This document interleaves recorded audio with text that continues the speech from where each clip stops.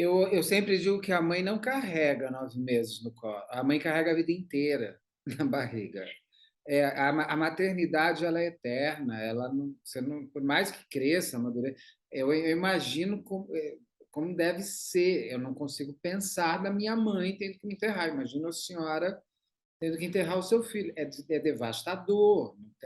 Ainda mais, ainda se é uma doença, mas dentro de um dia para o outro, de uma pizza para outra, de um dormir e acordar no rádio. Então a senhora fica sabendo, inclusive, pelo rádio. O Ariel era do tipo de pessoa que atende o telefone porque Sim, o Ariel. porque ainda poderia ter uma esperança. Ah, ele nunca atende mesmo. Ele é assim, ele não Não, atende. Então ali a senhora já sabia que o jeito dele não estava. eu já sabia, porque, como eu te disse, assim, ele era muito afetuoso, né? As colegas dele sempre diziam assim: ah, tua mãe ligou, o Ariel deixa tudo, vai atender a mãe. Sim. Então, por isso que eu já tinha, quando nós fomos essa distância, assim, era algo que eu lá, acho que assim, um pressentimento de mãe, eu sabia que eu não ia ter mais o Ariel, né? Nós não ia ter mais o Ariel. E quando a senhora chega nesse dia 27 fatídico, que descobre essa hecatombe na sua vida, ali começa uma nova história de espera, de saber, de imagina assim, ao mesmo tempo que você precisa enterrar, você precisa buscar justiça. Como é essa espera? Foram 300 quilômetros que foram 300 mil quilômetros, imagino. Mas a partir dali foram quase 10 anos de espera para ver alguma coisa acontecer. Como é essa espera? Como é que isso muda o seu dia a dia, a sua vida inteira? É, é muito, como eu te disse, assim, é muito triste para a gente como mãe e como pai, é muito triste, porque, como eu te disse, né, todos os dias, todos os momentos, tu lembra do Ariel. E só quero colocar assim, ó, que depois que a gente veio, daí domingo de tarde, que daí ele foi velado aqui em São Pedro, nessa localidade, eu fiz, não sei se é um pacto, dá para dizer, que eu não ia me tornar uma pessoa me vitimizar daquilo que tinha acontecido, por tudo que eu conheci, tudo eu aprendi do Ariel, né? Que eu teria que ter muita coragem e muita fé para tocar em frente aquilo ali. Porque ele era feliz, ele era alegre, ele ajudava tantas pessoas. Então, aonde que ele estiver, ele vai me querer ver eu, o pai dele e o Pietro, porque feliz, né? E nós continuamos, depois de muito tempo, a gente continua frequentando bailes, né? A gente é da comunidade aqui, a gente faz isso, né? É Porque muito, eu tenho a certeza, aonde eu estiver, o Ariel vai estar comigo. E isso que eu quero mostrar para ele, essa luta, né? é O muito julgamento generoso, agora que foi, né? é muito generoso do Ariel ter deixado esse ensinamento para a senhora. E é muito generosa da sua parte não se tornar uma pessoa amarga, porque seria justo, inclusive.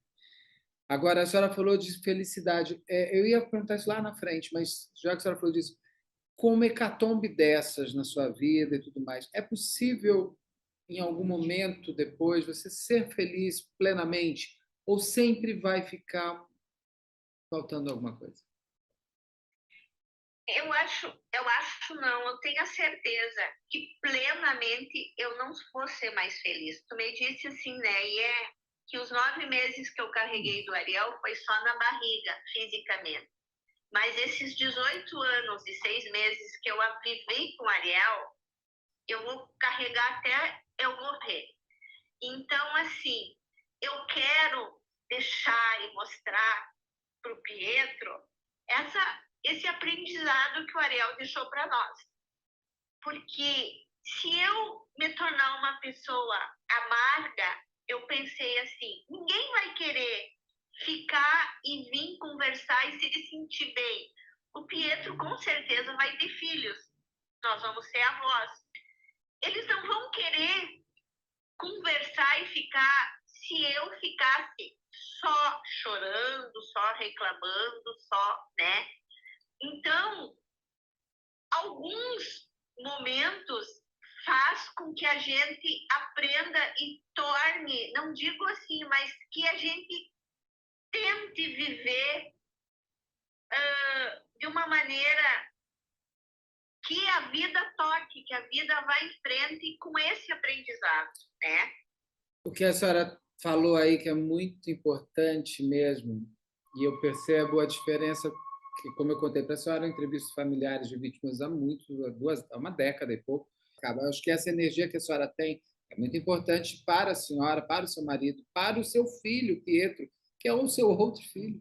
E para o Pietro, inclusive, a senhora conta que o Ariel cozinhava para ele era meio amigão dele. Como foi para o Pietro, de repente, perder o irmão mais velho, perder o irmão, se tornar filho único? Como foi e é para ele?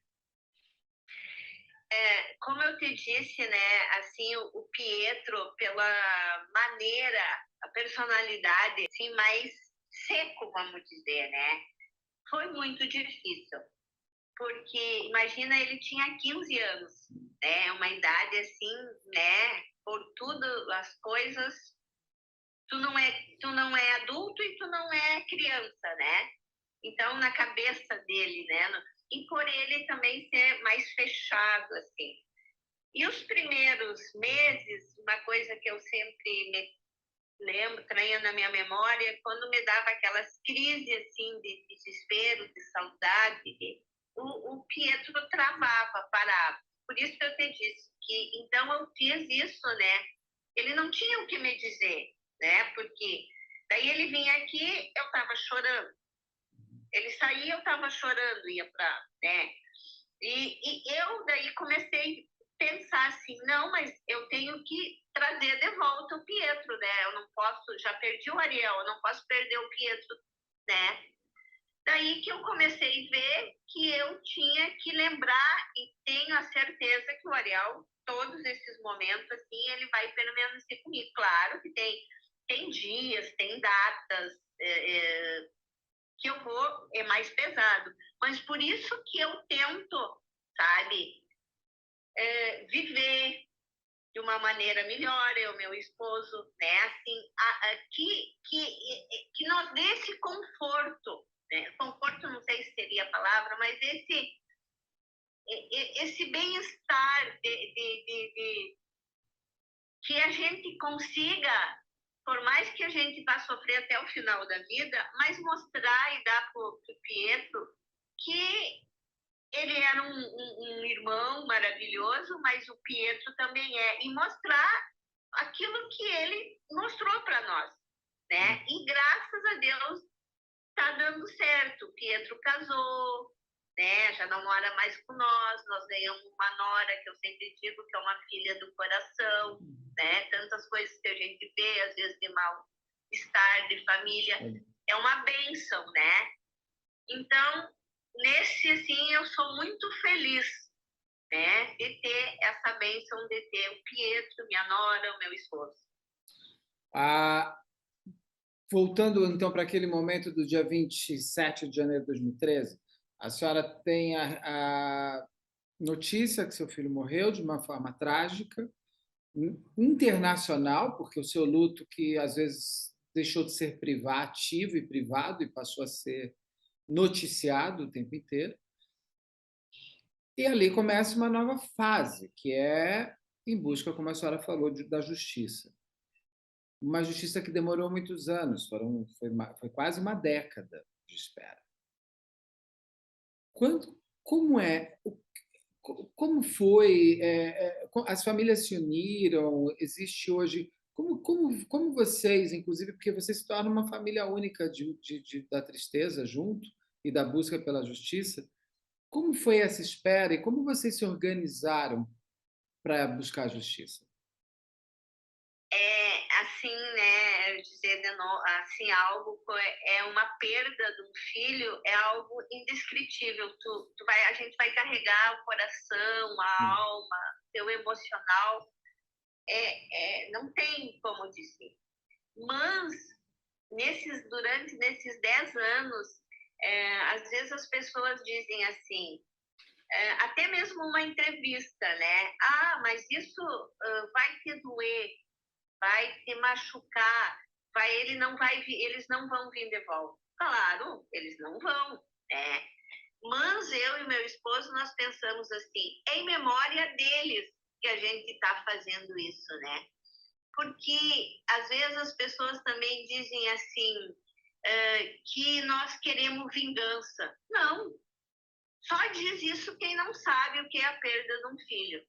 Isso, as pessoas de fora até podem pensar ou julgar que isso é vingança. Isso não é vingança, né? A perda de um filho do jeito que foi. É justiça. Então, esses 10 anos assim que a gente viveu esperando, tentando e ver se aqui em Santa Maria, quer dizer, lá em Santa Maria, tem um núcleo de associação que formam os pais e as vítimas, né? Até agora, o meu esposo entrou nessa diretoria, né? Para fazer para a gente ir. E nós fomos também no júri, que é algo também muito terrível lá em Porto Alegre. Participamos os 10 dias lá em Porto Alegre e a gente viu coisas assim que eu nunca que pensei que num júri e advogados, pessoas, até um dos advogados dos réus, que eu achei um absurdo, ele deu, até a palavra vulgar, deu coice no julgamento, né? No processo, aqueles horrores de folhas que tinha, né? Então, fora outra advogada que também dos réus, que leram algumas coisas, uma falta totalmente de ética, leram livros espírita dizendo que era para deixar eles descansar. Nós não estava, nós apenas estava, né? Então, tudo isso é algo assim que a gente é doloroso para nós, né? Mas o que mantém é a gente querer essa justiça. Porque uma coisa que talvez essa advogada, ela não vou falar, nem não sei quem é, mas o que ela fala sobre essa parte de descansar é vital para a família da vítima que o julgamento exista e que tenha justiça para o caixão ser fechado. Porque para uma família, muitas vezes, me corrige a senhora, que é a pessoa que pode me falar isso, mas pela minha experiência com familiares de vítimas, o julgamento é o fechar do caixão mesmo. Eu consegui, pela sua memória, pelo meu respeito, pelo meu amor por você, conseguir fazer a sua justiça. Então, o julgamento não é o ficar levantando o nome da pessoa em vão, é, de fato, fechar o caixão e fechar o luto. E foi um luto muito tempo, ainda vai ser, porque foi anulado o julgamento. Então, assim, é um luto que não para. Então, assim, o julgamento é algo fundamental para os familiares de uma vítima. E assim, fora as coisas assim como apenas, né, que a gente tem que ouvir das pessoas de fora, né, como eu disse, de dizerem que aqueles 4, eles eram trabalhadores. Não, ninguém está dizendo que eles não eram trabalhadores. Só que eles praticaram e fizeram coisas de alto risco. Foi provado lá no julgamento que aquilo que ele acendeu não podia ser aceso num lugar fechado, era só num lugar externo. Então, qual é o cuidado que ele teve com aqueles 242, né? A mesma coisa, aquilo que evita de pegar fogo, o extintor foi tirado a mando do dono da boate. Também outra coisa que poderia... Então, foi vários erros que culminaram toda essa tragédia, né? E eu concordo que não poderia ser só esses 4, só que como as leis, infelizmente, de uma maneira, nós aqui no Brasil, o prefeito, os bombeiros, eles vão ser julgados de outra maneira, né? Então, nós não queremos vingança, nós só queremos justiça e pela irresponsabilidade de todos esses erros que eu digo assim, eu fico pensando, o que os nossos filhos e filhas fizeram de crime? Eles não fizeram crime nenhum, não foram nem... eles foram mortos, eles não foram nem condenados, né? Não tiveram direito a nada aquilo ali. E ainda depois, com todo, que agora o júri foi suspenso, nós vamos continuar nesse sofrimento ainda, né? Quando a senhora... uma das partes que eu tenho visto muito esse caso, e eu falo, eu entendo os 4 estarem ali no banco dos réus, mas realmente eu acho um absurdo, e aí eu vou usar uma palavra, às vezes, que é muito pessoal, mas é um caso que eu acho que mexeu com todo mundo no Brasil de alguma maneira, todo mundo se sente um pouco ligado ao caso, porque, assim, a prefeitura tinha autorizado, o bombeiro tinha ido lá, todo o Ministério Público tinha ido lá. Assim, como é que essas pessoas também não foram responsabilizadas, né, ao assinar a autorização de um lugar com uma porta, com aquele guarda-corpo, porque teve um incêndio, mas tem coisas também dentro da boate que foram tomando, que permitiram uma proporção ficar ainda maior do caos. Que eles foram liberados pelos órgãos competentes. Então, eu não entendo também como essas pessoas, especificamente as pessoas, não sentaram também no banco dos réus.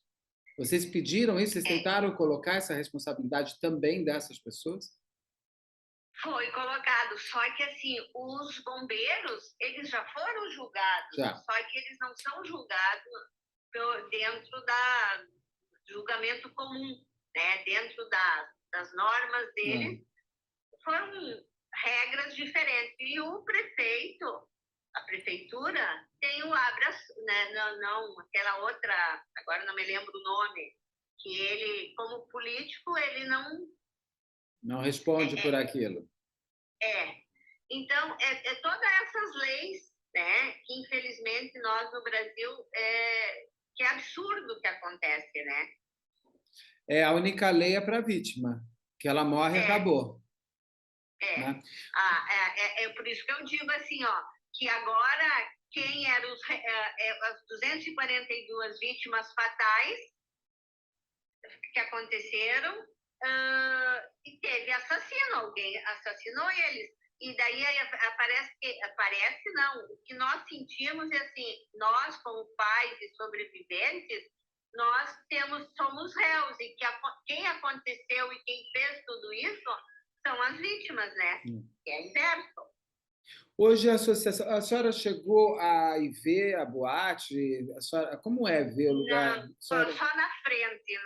A gente, às vezes, alguma data, quando completou, não me lembro, 9 anos, a gente foi lá, mas lá dentro a gente vê fotos, coisas que aconteceram, mas lá dentro eu não fui. E quando veio a notícia de que tudo foi anulado, esses 10 dias de julgamento, as condenações, como foi para vocês receber essa informação? Olha, é assim, ó, a gente, né, por todas essas coisas que estavam acontecendo, a gente assim, já poderia ser anulado ou não, né?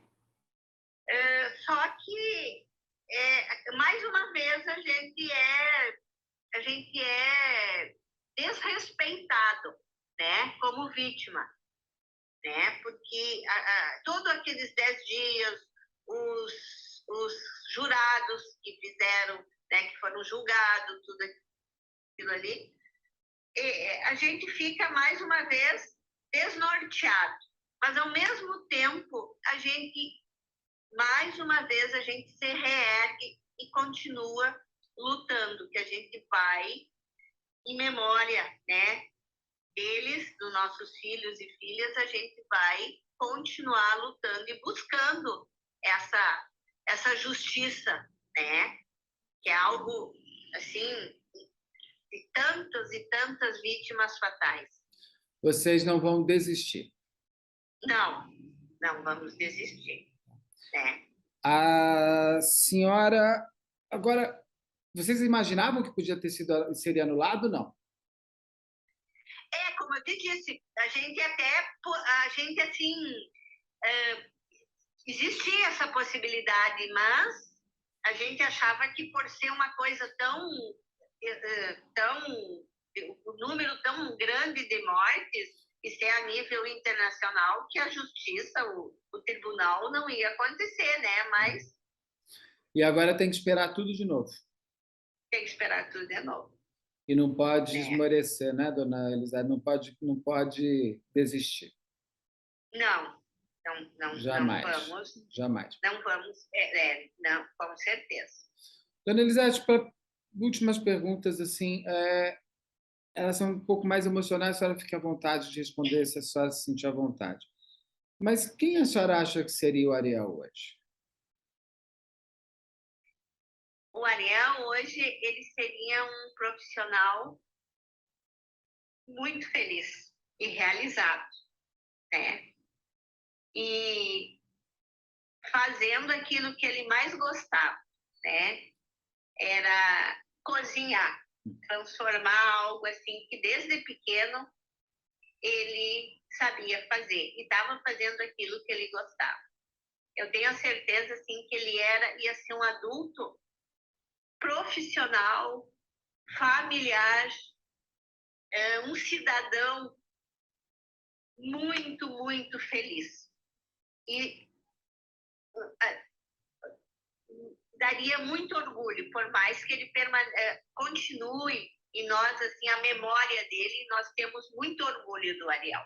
Porque isso que mantém nós lutando, a memória do Ariel.